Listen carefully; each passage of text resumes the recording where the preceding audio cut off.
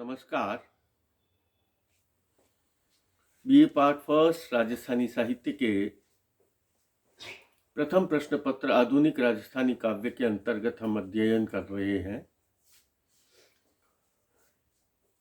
राजस्थान के कवि राजस्थानी पाठ्य पुस्तक के तीसरे कवि चंद्र सिंह की कविताओं का अध्ययन हम कर रहे हैं। इससे पूर्व की कक्षा में हमने अध्ययन किया था लू के प्रथम 4 दोहों का, जो हमारे पाठ्यक्रम में निर्धारित है। अब उसके आगे के क्रम को हम देख रहे हैं। लू के परिचय में मैंने आपको बतलाया था कि यहां कवि लू को एक नायिका के रूप में प्रस्तुत करता है, एक नारी के रूप में प्रस्तुत करता है।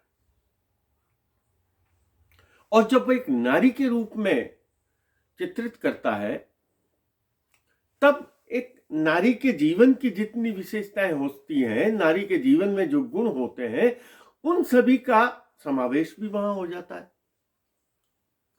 इस रूप में हम देखें कि नारी के मन में वात्सल्य भी होता है, नारी के मन में ईर्ष्या का भाव भी होता है, और भी कई तरह के भाव नारी के मन में होते हैं। तो यहां कवि इस वाले दोहे में, जो अगला दोहा हम पढ़ने जा रहे हैं, इसमें नारी के मन में एक ईर्ष्या का भाव होता है। उस ईर्ष्या के भाव का वर्णन कर रहा है। और ईर्ष्या का भाव कैसा कि वह स्त्री जिसके खुद के संतान नहीं है, वह जिस स्त्री के संतान है उससे या उस संतान से ईर्ष्या रखती है। हम सामाजिक जीवन में इस प्रकार के कई उदाहरण देख लेते हैं। तो यहां प्रकृति में भी कवि ने उस विशेषता को खोज निकाला है और उसका वर्णन करता है। देखिए कितना सुंदर वर्णन है और मार्मिक चित्रण है।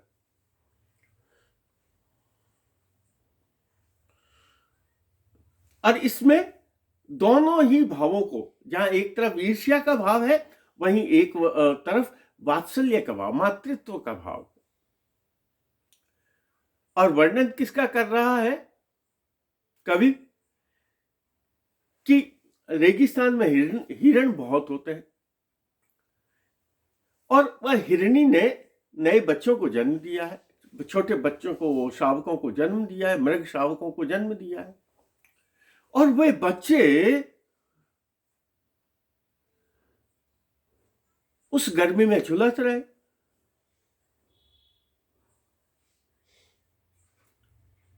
और इससे पूर्व इसके आगे के दोहे में भी वो वर्णन आएगा कि वो हिरण शावक जो है, उनके मृग शावक जो है, उनकी जो हिरणी है, वो पानी की प्यास के कारण पानी को ढूंढते ढूंढते प्यास से मर गई। और वह जो उनके मृग शावक हैं, वो मृग शावक उस मरी हुई मां के स्तनों से ही दूध पान कर रहे हैं। तो वहां भी वही बताया है बात, वो देखेंगे अपन।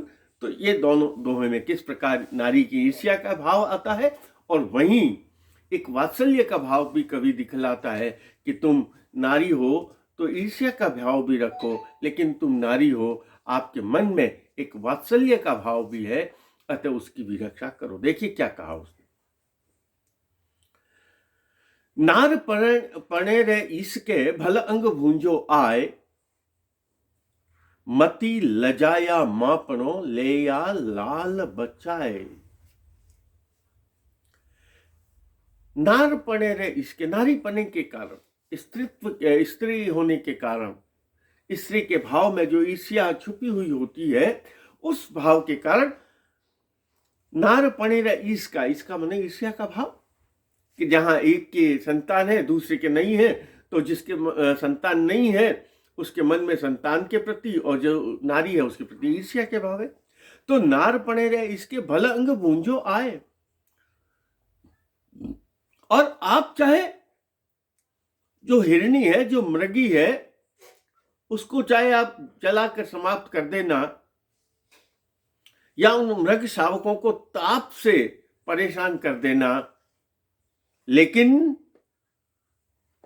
मति लजाया मां पणो, आप चाहे मृगी के प्राणों को हर लेना, उसको चाहे आप कितना भी चाहो तो कष्ट दे देना, क्योंकि आपके मन में एक नारी के प्रति ईर्ष्या का भाव है, दूसरी नारी के प्रति ईर्ष्या का भाव है, इसलिए चाहे जो तुम कर सकती हो, लेकिन मति लजाया मां पणो, लेया लाल बचाए। लेकिन हे लू, तुम स्त्री हो और तुम्हारे मन में एक मातृत्व छुपा हुआ होता है, एक वात्सल्य का भाव छुपा हुआ होता है, और उस वात्सल्य के भाव के कारण तुम उस वात्सल्य पर तुम प्रश्न चिन्ह मत लगाना, उसको मत लजाना। ऐसा न हो कि वो लोग उसके मातृत्व के ऊपर, वात्सल्य के ऊपर प्रश्न चिन्ह लगा दें और वो मातृत्व का भाव है वो लज्जित हो जाए। इसलिए मति लजाया मां पणो, लेया लाल बचाए। चाहे उनकी मां को तो तुम चाहे उसकी मां मर जाए इसकी परवाह नहीं, लेकिन उन बच्चों को तो कम से कम तुम बचा लेना, क्योंकि जो बच्चे हैं, जो मृग शावक हैं, वो शिशु हैं, और ऐसी अवस्था में उन्हें मरने मत देना, उनकी रक्षा कर लेना, उनके जीवन की रक्षा करना, क्योंकि उनके जीवन की रक्षा से आपके मन में जो वात्सल्य का भाव है, आपके मन में जो मातृत्व का भाव है, उसकी लाज रह जाएगी। अतः उन हिरणी के, मृगी के जीवन को, के प्राणों को चाहे तुम हर लेना, उसको चाहे जितना कष्ट दे देना, लेकिन उन मृग शावकों के जीवन की रक्षा करके अपने मातृत्व की भाव की रक्षा कर लेना। आगे देखिए, अब देखिए फिर कवि के मन में उन मृग शावकों के प्रति कितना स्नेह है, प्रेम है। देखिए क्या कहता है, एक लू को एक सलाह देता है। क्या सलाह देता है, देखिए कवि। मां मरती रे हांचला, लाग रया बाखोट, लुआ मती उघाड़ जो, आता जाता ओट। वापस सुनिए। मां मरती रे हांचला, लाग रया बाखोट, लुआ मती उघाड़ जो, आता जाता ओट। देखिए क्या कहा है।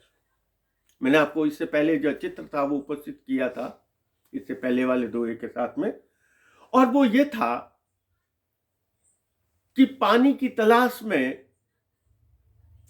मृगी चल रही है, दौड़ रही है, उसके साथ साथ उसके मृग शावक भी चल रहे हैं, लेकिन उसको, मृगी को पानी नहीं मिला और लू के तापघात से वह मर गई है, या मरणासन अवस्था में है, या मर गई है।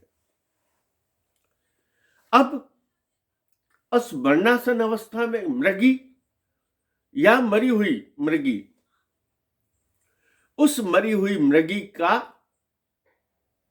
दुग्धपान वो मृग शावक कर रहे हैं, और जब वो मृग शावक उसका दुग्धपान कर रहे हैं तो उनके होठों से ही थूक निकल रही है, लार निकल रही है, और उनको ऐसा प्रतीत हो रहा है हमें हमारी मां का दूध मिल रहा है, और वो जीवित है, कि हमारी मां जीवित है। उनको ये पता नहीं है कि हमारी मां तो मर चुकी है।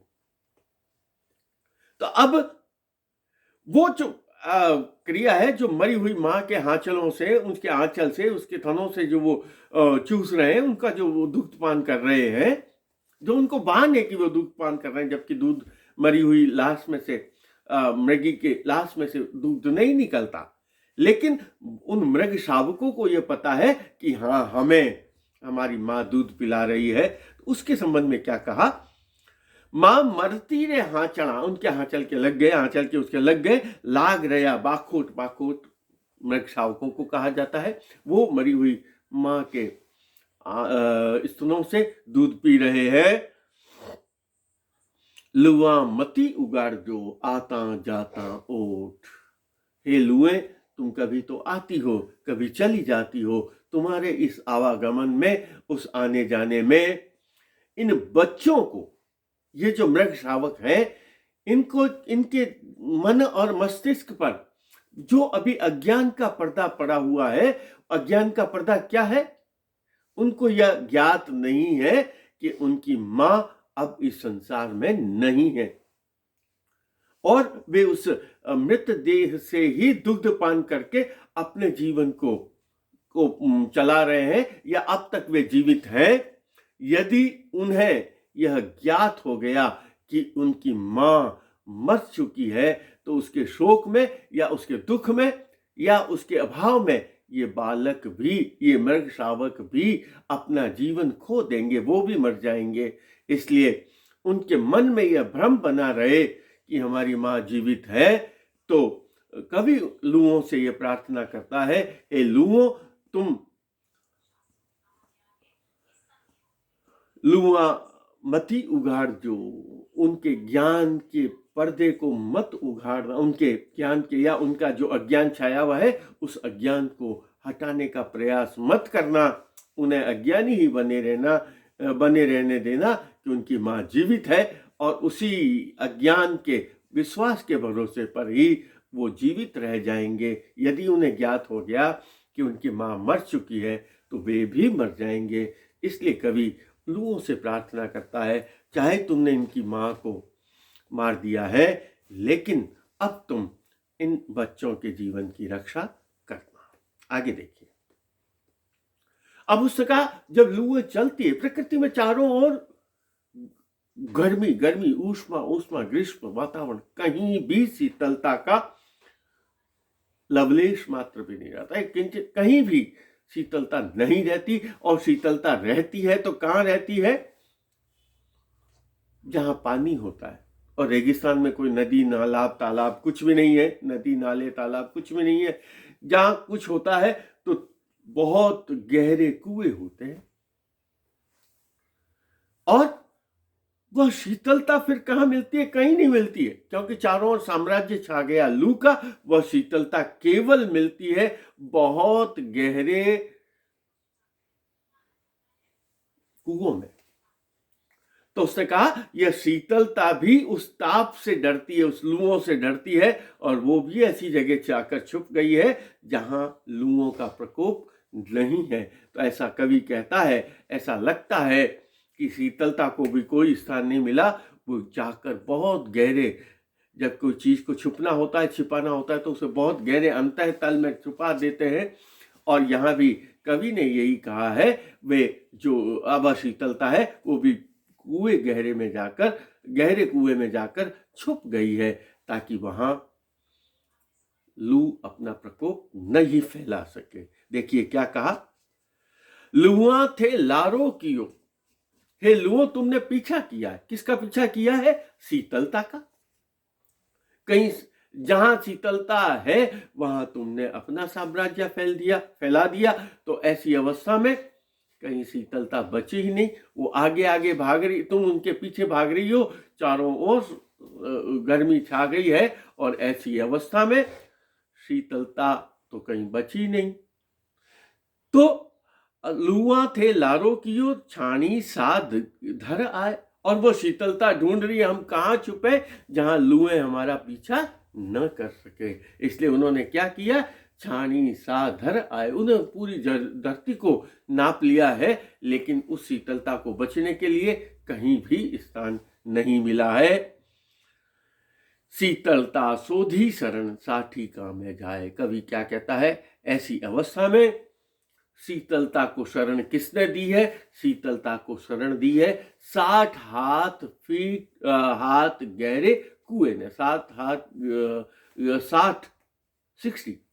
हाथ गहरे, हाथ का मतलब होता है लगभग 1 गज, 60 गज गहरे कुएं में, लगभग 100 फीट के आसपास जो गहरा कुआं है, उसमें जाकर जहां पानी मिलता है वहां शीतलता ने शरण ले ली है।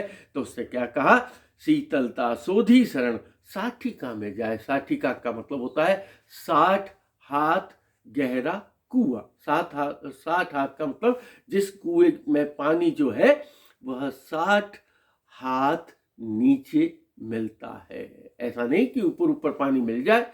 तो जहां रेगिस्तान में जहां पानी मिलता है वहां पानी बहुत, जो कुएं होते हैं उसका पानी बहुत गहरे जाकर मिलता है।